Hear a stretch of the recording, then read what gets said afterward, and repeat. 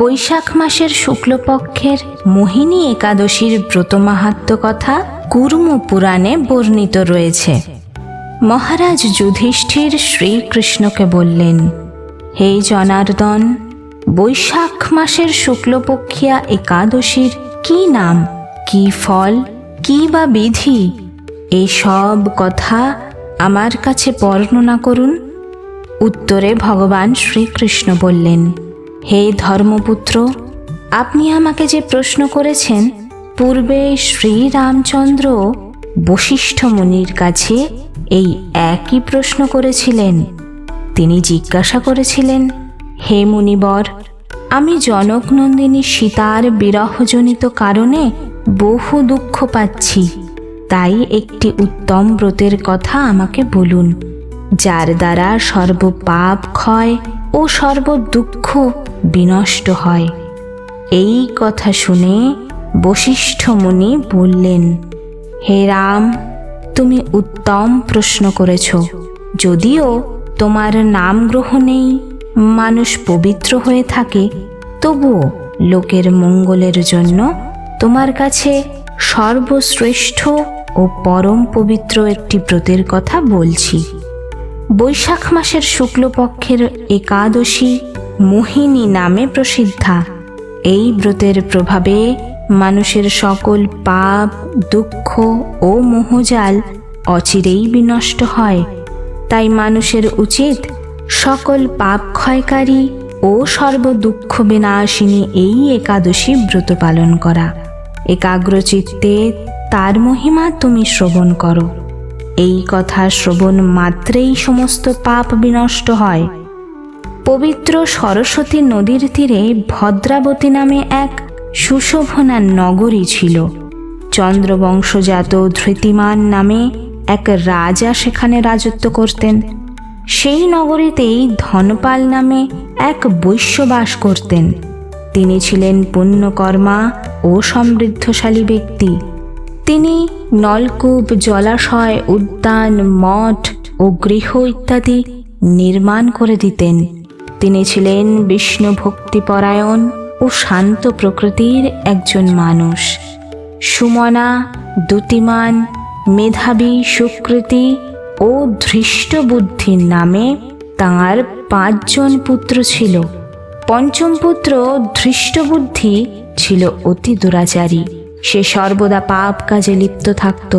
পরস্ত্রী সঙ্গী, বেশ্যাসক্ত, লম্পট ও দ্যুতিক্রীড়া প্রভৃতি পাপে সে অত্যন্ত আসক্ত ছিল। দেবতা, ব্রাহ্মণ ও পিতামাতার সেবায় তার একেবারেই মতি ছিল না। সে অন্যায় কার্যে রত, দুষ্ট স্বভাব ও পিতৃধন ক্ষয়কারক ছিল। সব সময় সে অভক্ষ ও সুরাপানে মত্ত থাকত। পিতা ধনপাল একদিন পথ দিয়ে যাচ্ছিলেন। হঠাৎ তিনি দেখতে পেলেন ধৃষ্টবুদ্ধি এক বেশ্যার গলায় হাত রেখে নিঃসংকোচে ঘুরে বেড়াচ্ছে। তার নির্লজ্জ পুত্রকে এভাবে চৌরাস্তায় ভ্রমণ করতে দেখে তিনি অত্যন্ত মর্মাহত হলেন।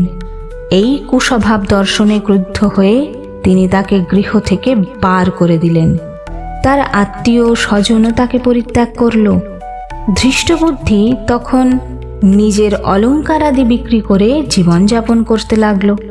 কিছুদিন এইভাবে চলার পর অর্থাভাব দেখা দিল। ধনহীন দেখে সেই বেশ্যাগণও তাকে পরিত্যাগ করল। অন্ন বস্ত্রহীন ধৃষ্টবুদ্ধি ক্ষুধা তৃষ্ণায় অত্যন্ত কাতর হয়ে পড়ল। অবশেষে নিজের গ্রামে সে চুরি করতে শুরু করল। একদিন রাজপ্রহরী তাকে ধরে বন্দি করল, কিন্তু তার পিতার সম্মানার্থে তাকে মুক্ত করে দিল। এভাবে বার কয়েক সে ধরা পড়ল ও ছাড়া পেল, কিন্তু তবুও সে চুরি করা বন্ধ করল না। তখন রাজা তাকে কারাগারে বন্ধ করে রাখলেন। বিচারে সে কষাঘাত দণ্ড ভোগ করল। কারাভোগের পর ধৃষ্টবুদ্ধি বনে প্রবেশ করল। সেখানে সে পশু পাখি বধ করে তাদের মাংস ভক্ষণ করে অতি দুঃখ পাপময় জীবনযাপন করতে লাগল। দুষ্কর্মের ফলে কেউ কি কখনো সুখী হতে পারে? তাই সেই ধৃষ্টবুদ্ধি দিবারাত্রি দুঃখ শোকে জর্জরিত হল। এইভাবে অনেক দিন অতিবাহিত হল। কোনো এক পুণ্য ফলে সহসা একদিন সে কৌণ্ডিন্য ঋষির আশ্রমে উপস্থিত হল। বৈশাখ মাসে ঋষিবর গঙ্গা স্নান করে আশ্রমের দিকে প্রত্যাবর্তন করছিলেন। শোকাকুল ধৃষ্ট বুদ্ধি তার সম্মুখে উপস্থিত হল। ঘটনাক্রমে ঋষির বস্ত্র হতে এক বিন্দু জল তার গায়ে পড়ল। সেই জল স্পর্শে তার সমস্ত পাপ দূর হয়ে গেল। হঠাৎ তার শুভ বুদ্ধির উদয় হল।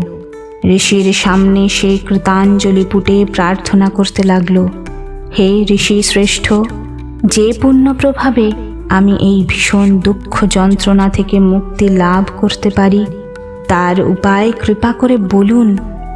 ঋষিবর বললেন, বৈশাখ মাসের শুক্লপক্ষের মোহিনী নামে যে একাদশী আছে তুমি সেই ব্রত পালন করো।